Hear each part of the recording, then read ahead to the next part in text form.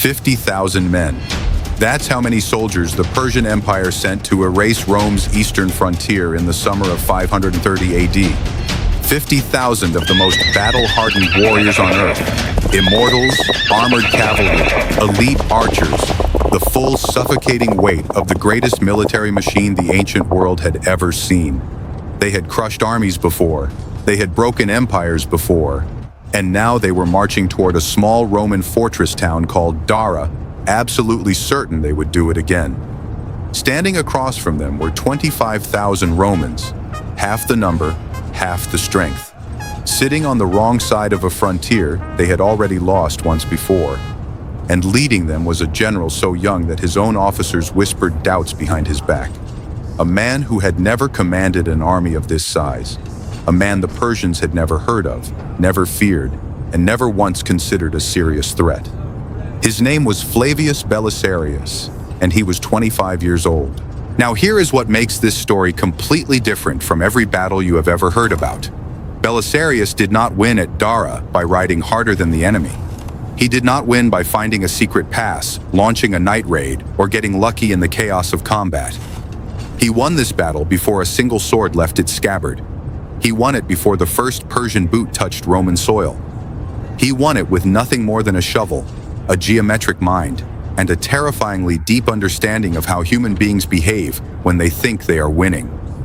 While 50,000 Persian soldiers were still marching toward him, Belisarius was crouched in the dirt outside Dara's walls, drawing lines in the dust with his finger. His officers stood around him confused. Some were nervous, some were frustrated. They wanted to know the battle plan. They wanted to know where the cavalry would charge, where the infantry would hold, how Rome was going to survive what was coming. Belisarius pointed at the ground and told them to start digging. Not trenches for hiding, not walls for defending. What he designed in that dirt was something far more sophisticated. A system of connected channels and gaps carved into the earth at very specific angles, in a very specific pattern, for one single terrifying purpose. He was not building a defense. He was building a machine.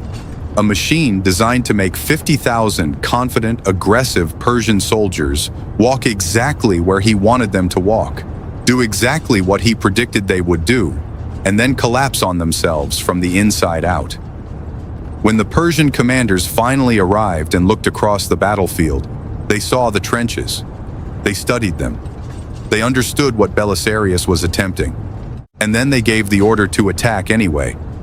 Because to the Persian high command, a Roman boy with a ditch was not a serious problem. That confidence was the last mistake they ever made on that battlefield.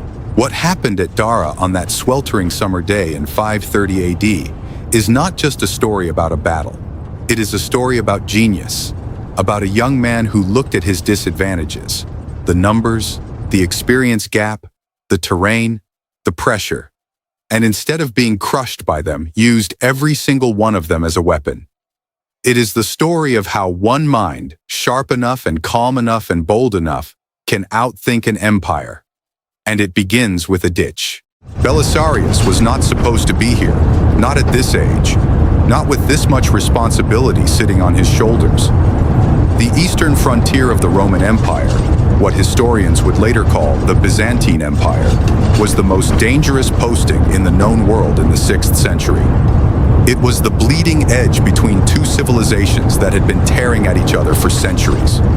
Rome and Persia, two giants locked in a rivalry so old, so deep, so consuming, that entire generations of soldiers had lived and died on these plains without ever seeing peace.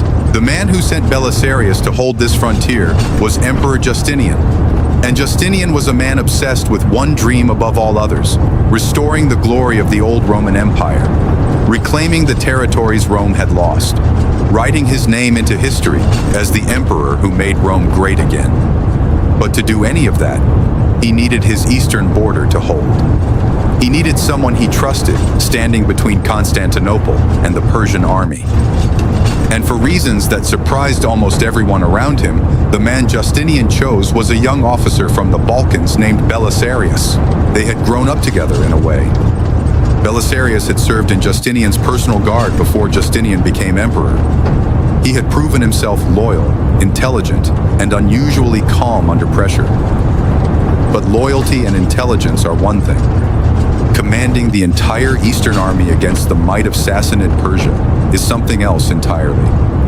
Many older, more experienced generals had tried to hold this line before Belisarius. Most of them had failed. Some had failed catastrophically, losing entire legions in single afternoons, handing the Persians victories that still stung Rome decades later. Belisarius arrived at Dara knowing all of this history. He had studied it. He knew exactly how Rome kept losing on this frontier, and more importantly, he had spent years thinking about why. The answer, he believed, was not about strength. It was about pattern. Roman armies on the eastern frontier kept fighting Persian armies the same way, meeting them on open ground, relying on infantry discipline, hoping their formations would hold against Persian cavalry and arrow fire. And the Persians, who had been watching Rome fight this way for generations, had become experts at breaking exactly that kind of battle. They knew how to stretch Roman lines. They knew how to use their superior numbers to flank, to encircle, to overwhelm. They had a playbook, and Rome kept running directly into it. Belisarius decided he was not going to run into it. When he took command at Dara in 530 AD, his first act was not to drill his soldiers or inspect his cavalry. His first act was to walk the ground outside the fortress walls for days. Alone mostly, just walking, measuring distances with his stride, feeling the slope of the earth, standing in different positions and imagining what the battlefield would look like from a Persian commander's perspective. What would they see? What would they assume? What decision would they make when they arrived with 50,000 soldiers and found 25,000 Romans waiting for them? He was not planning a defense. He was planning a performance. A carefully staged, psychologically engineered performance in which the Persians would believe they were in control of every moment, right up until the moment they weren't. The fortress of Dara itself was critical to his thinking. It sat behind the Roman position, which meant Belisarius could anchor his flanks against it and use its walls as a backstop. His soldiers could not be encircled from behind. That removed one of Persia's favorite weapons, the full encirclement. But the front and the sides were still dangerously exposed. With half the numbers, if the Persians simply pushed hard enough on any one point, they could punch through the Roman line and it would be over. So Belisarius did something that had almost no precedent in the military thinking of his era. Instead of spreading his soldiers across the battlefield to match the Persian line, he compressed them. He made his formation deliberately shorter and deeper than what the Persians would expect. Then he pushed his cavalry, his most powerful mobile units, out to the wings, far wider than traditional Roman doctrine allowed. And then, in the space between his infantry and the Persian advance, he ordered his men to dig. The trench system that took shape over those days was not a simple ditch. It was a work of military engineering that reflected Belisarius's understanding of something most commanders of his era never thought about: the geometry of human movement under pressure. He did not just want to slow the Persians down, he wanted to direct them. He wanted to create invisible corridors on that battlefield that the Persians would follow without ever realizing they were following them. The main trench ran horizontally across the battlefield, directly in front of the Roman infantry, but it did not run all the way to the edges. Belisarius left gaps, deliberate gaps. This was the stroke of calculated brilliance that his officers struggled to understand at first. Why dig a trench and then leave holes in it? It seemed like an invitation for the Persians to simply pour through the gaps and attack. That was exactly what Belisarius wanted them to think. Those gaps were not weaknesses. They were funnels. Any Persian force that pushed through those openings would find themselves channeled into a narrow killing ground, with Roman soldiers on both sides and nowhere to maneuver. The trench that looked like an incomplete defense was actually a sophisticated trap with multiple pressure points built into it. The Persians would see what appeared to be Roman desperation, a half-finished fortification, gaps the enemy hadn't had time to fill, and their confidence would push them forward directly into the architecture of their own destruction. Beyond the main trench, Belisarius extended two perpendicular channels out toward the flanks. These side trenches served a different purpose. They protected his cavalry wings from being hit from the side during the battle, giving his horsemen the freedom to operate aggressively without worrying about their own flanks being turned. In one elegant design, he had solved 3 different tactical problems simultaneously: protecting his infantry's front, funneling enemy pressure into controlled spaces, and liberating his cavalry to be the decisive striking force rather than a defensive tool. When his officers finally understood the full picture of what he had designed, the reaction was not celebration. It was something closer to nervous awe, because the plan only worked if everything happened in the right sequence. If the Persians pushed through the gaps as predicted, if the Roman infantry held in the center without breaking, if the cavalry on the wings stayed disciplined and struck at exactly the right moment, there was no room for panic, no room for improvisation. The machine Belisarius had built in the dirt outside Dara would only function if every single part of it moved as designed. And somewhere across that dusty plain, 50,000 Persian soldiers were getting closer with every passing hour. The Persian army arrived at Dara like a slow-moving storm. There was nothing rushed about their approach. No urgency, no anxiety. They came with the unhurried confidence of a force that had done this before, that had stood on ground like this, looked across at a Roman army, and watched it break. Their commander, a veteran general named Perazes, surveyed the Roman position from a distance and saw exactly what Belisarius wanted him to see. A smaller force. A half-dug trench system with visible gaps. A young, inexperienced commander who had clearly been working frantically to prepare some kind of defense and had simply run out of time to finish it properly. Perazes was not a fool. He had spent decades fighting Rome on this frontier. He had seen Roman defensive tricks before. But what he was looking at did not read like sophistication. It read like desperation. And desperation, in his experience, meant the battle was already half won before it started. What is remarkable about the first day at Dara is that there was no battle. Not immediately. The Persians arrived, set up their camp, and sent a message to Belisarius. The message was not a demand for surrender exactly. It was something more contemptuous than that. Perazes sent a letter asking Belisarius to prepare a bath, because the Persian general intended to use the Roman baths inside Dara's fortress after he had taken the city the following day. It was a calculated humiliation, a psychological move designed to unsettle the Roman commander, to make him feel the weight of what was coming, to put fear into the Roman camp before a single weapon was raised. Belisarius read the letter. Then he wrote back. His response was calm, almost casual. He told Perazes that the baths would indeed be ready, but that they would be used to tend to Persian wounded after Rome was finished with them. It was not bluster. It did not read like the reply of a frightened young man reaching for bravado. It read like someone who had already seen how the next day was going to end and was simply reporting the facts. Whether Perazes was unsettled by this reply or merely amused by it, history does not record with certainty. But the exchange tells us something essential about the psychological dimension of what was happening at Dara. Belisarius understood that battles are won and lost in the mind before they are ever decided on the ground. He was not going to let Perazes inside his head, not for a single moment.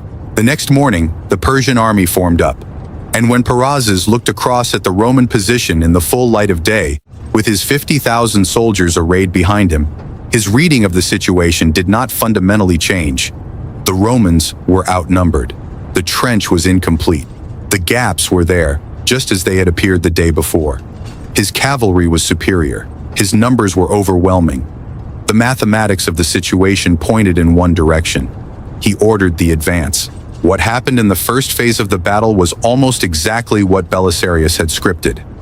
The Persian infantry moved forward toward the Roman center with confidence, probing the line, testing the trench, looking for the weak points. The Roman infantry held, disciplined, immovable. They absorbed the pressure without giving ground. This was the part of the plan that required the most from ordinary soldiers rather than from Belisarius's genius.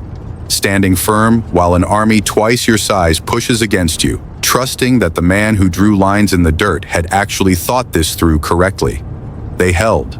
Meanwhile, the Persian cavalry on the flanks began to push outward, trying to do what Persian cavalry always did against Roman armies: ride wide, find the edges of the Roman line, and begin the encirclement that would eventually fold the entire formation inward on itself. This was the move Perazes had made 100 times. This was the move Rome always struggled to answer. But this time, the Roman cavalry was already there. Pushed wide by Belisarius's pre-battle positioning, protected on their own flanks by the perpendicular trench extensions, his horsemen did not have to scramble to respond to the Persian cavalry sweep. They were already in position to meet it. The flanking move that should have been a Persian advantage became instead a collision between two equally positioned cavalry forces, and the psychological momentum of that collision was entirely on Rome's side. The Persians had expected to find open ground on the edges. They found Roman horses and Roman lances waiting for them instead. The first Persian assault stalled. This was the moment the battle could have gone in several different directions. A stalled assault does not mean a defeated army. Perazes still had the numbers. He still had reserves. He could reorganize, probe for new weaknesses, bring up fresh units, and grind the Roman line down through sheer attrition. And this is precisely what he began to do. He pulled his initial attacking force back, regrouped, and began preparing a second, heavier assault. This time concentrating his best units, his elite cavalry, for a push through one of the gaps in the Roman trench that he was now certain the Romans lacked the numbers to properly defend. He was doing exactly what Belisarius had predicted he would do. The gap Perazes chose for his concentrated second assault was on the Roman left flank, the side where the Persian commander believed the Roman line was thinnest and most vulnerable. He was not wrong about the thinness. Belisarius had fewer soldiers on that side, and the gap in the trench there was real and penetrable. What Perazes could not see, because it was not visible from his vantage point, was the secondary cavalry force Belisarius had held back in reserve, a group of Hunnic allied cavalry who had been sitting quietly behind the Roman left, completely out of Persian sightlines, waiting for precisely this moment. As the Persian elite cavalry funneled through the gap with momentum and confidence, the Hunnic riders hit them from an angle they had not anticipated and could not immediately respond to. The funnel that looked like an opening was a closing jaw. The Persian cavalry that had entered it with the expectation of breaking through the Roman line found themselves suddenly compressed, flanked, and fighting in a space far too narrow for their numbers to be an advantage. The Persian push on the left collapsed, but Perazes still had his right flank. And on the right flank, something had gone differently. The Persian cavalry there had actually succeeded in pushing the Roman horsemen back. This was the dangerous moment. The moment where Belisarius's carefully constructed machine had a real crack in it. The Roman right flank cavalry was retreating, and if that retreat became a rout, if the Persians on that side broke through completely and wheeled inward toward the Roman infantry's exposed side, the entire Roman formation could unravel faster than Belisarius could respond to it. For a few minutes, the battle hung on a razor's edge. And this is the part of the story that reveals something about Belisarius that pure tactical genius cannot fully explain. Because what he did next was not in any pre-drawn plan. It was not a line he had sketched in the dirt before the battle began. It was real-time decision-making under the most extreme pressure imaginable. The ability to read a deteriorating situation in the middle of chaos, identify the single intervention that could reverse it, and execute that intervention before the moment passed. Belisarius did not panic. That is the first thing to understand about what happened in those critical minutes when the Roman right flank began to buckle. Lesser commanders, and there were many of them in this era, would have done one of two things. They would have either thrown their reserves at the problem blindly, pouring soldiers into the breach and hoping mass could fix what discipline had failed to hold, or they would have frozen, paralyzed by the gap between their perfect pre-battle plan and the messy, unpredictable reality now unfolding in front of them. Belisarius did neither. He looked at the retreating Roman cavalry on the right. He looked at the Persian horsemen pursuing them with growing confidence. And he saw something that Perazes could not see from his position, that the pursuing Persians were doing exactly what cavalry always does when it senses a breaking enemy. They were accelerating. They were leaning forward into the chase. They were abandoning their formation in the excitement of what felt like a decisive breakthrough. They were, in the language of modern military thinking, overextended, emotionally and physically committed to a pursuit they could no longer easily reverse. the retreating Roman cavalry was not a disaster. It was, in that single moment of Belisarius's recognition, an opportunity. He sent orders immediately to the Hunnic cavalry that had just finished destroying the Persian push on the left flank. Fresh, positioned, and now swinging wide across the back of the battlefield, the Hunnic riders came around the outside of the entire engagement and hit the overextended Persian cavalry on the right from behind. At the same moment, the retreating Roman horsemen on that flank received their orders to stop retreating and turn. They wheeled around and charged back into the Persians from the front. The Persian cavalry on the right flank was suddenly fighting in two directions simultaneously. The men who had been chasing a broken enemy 30 seconds earlier were now surrounded, compressed, and being destroyed from both sides with no room to maneuver and no clean path of retreat. It was over very quickly after that. When the flanks collapsed, the signal went through the Persian army like a crack through stone. An army of 50,000 does not break all at once. It breaks in sections, each section's fear feeding the next one's. The infantry in the center, which had been grinding against the Roman line without making meaningful progress, suddenly had no cavalry protection on either side. The Roman flanking forces that had just crushed the Persian horsemen were now turning inward, threatening to do to the Persian infantry exactly what Perazes had originally planned to do to the Romans. Encircle them, collapse them inward, destroy them in detail. Perazes ordered the retreat. What had arrived that morning as the full military might of the Sassanid Persian Empire, 50,000 soldiers, elite cavalry, the professional army of the ancient world's greatest power, left the field of Dara in disorder. Persian casualties were significant. Roman casualties, by comparison, were remarkably light. The fortress of Dara held. The eastern frontier of Rome held. And the young general, who had designed every moment of this outcome, stood on ground that his empire had been losing for decades and had simply refused to lose it. Belisarius was 25 years old. Think about what that actually means for a moment. At an age when most people are still figuring out the basic architecture of their adult lives, this man had just engineered one of the most tactically sophisticated defensive victories in the history of ancient warfare.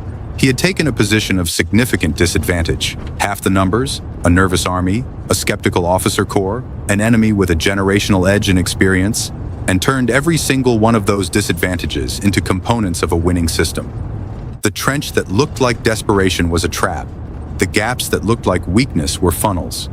The retreating cavalry that looked like a breaking flank was bait. Nothing at Dara was what it appeared to be on the surface, because Belisarius had designed it that way from the very beginning. But here is what the history books often skip over in their rush to describe the tactics. The most remarkable thing about Belisarius at Dara was not the trench system.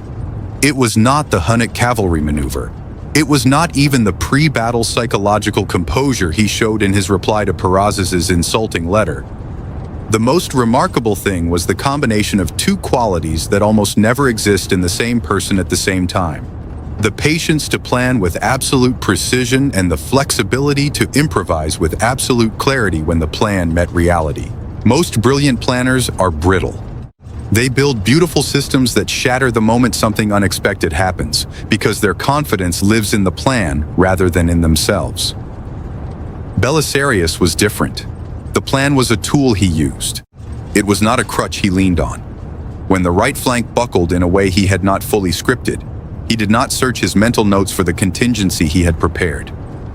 He looked at the battlefield with fresh eyes, saw what was actually there rather than what he had expected to be there, and made a new decision in real time that was just as precise as anything he had drawn in the dirt beforehand. That combination, systematic preparation married to fluid adaptability, is extraordinarily rare. It is the thing that separates competent commanders from genuinely great ones, and Dara proved, beyond any reasonable doubt, that Belisarius possessed it fully at an age when most soldiers were still learning which end of a sword to hold. The victory at Dara did not end the Roman-Persian conflict. Wars between empires do not end in single afternoons, no matter how decisive the battle. Persia would regroup. There would be more campaigns, more battles, more crises on the eastern frontier in the years that followed. But something had shifted permanently at Dara in 530 AD. Rome had demonstrated that the frontier could be held, that Persian numbers and Persian confidence were not automatically decisive. And Justinian, watching from Constantinople, now knew with absolute certainty what kind of weapon he had in Belisarius. He would go on to use him to reconquer North Africa from the Vandals, to take Italy back from the Ostrogoths, to stretch the borders of the empire in ways that nobody in that era thought was still possible. Belisarius would become the most celebrated general of the 6th century, a figure studied by military historians and strategists for 1,500 years after his death. His campaigns would be analyzed, debated, and taught in military academies long after the empire he served had turned to dust. But all of it, every campaign, every conquest, every moment of military genius that followed, traces its roots back to a dusty plain outside a small frontier fortress, where a 25-year-old crouched in the dirt and drew lines with his finger and quietly decided that the Persian Empire was not going to pass. Not today, not on his ground, not on his watch. Now, if this story made you see history differently, if you found yourself thinking about Belisarius not just as a historical figure, but as a genuinely extraordinary human being who happened to live 1,500 years ago, then you are already thinking about history the right way. These were not myths. These were not legends. These were real people, operating under real pressure, making real decisions with real consequences. And the decisions they made still echo in ways most of us never stop to consider. If you want more stories like this, the ones history class never told you, the ones hiding behind the famous battles and the famous names, the stories about the minds that actually shaped the world, then subscribe right now. Every single video on this channel is built around one question: what was actually happening inside the heads of the people who changed history? Not just what they did, but how they thought, why they decided, what they saw that nobody else around them could see. Hit subscribe, turn on the notification bell, because the next story is already coming, and it is just as extraordinary as this one. History did not happen to great people. Great people happened to history, and there are a lot more of them waiting to be found.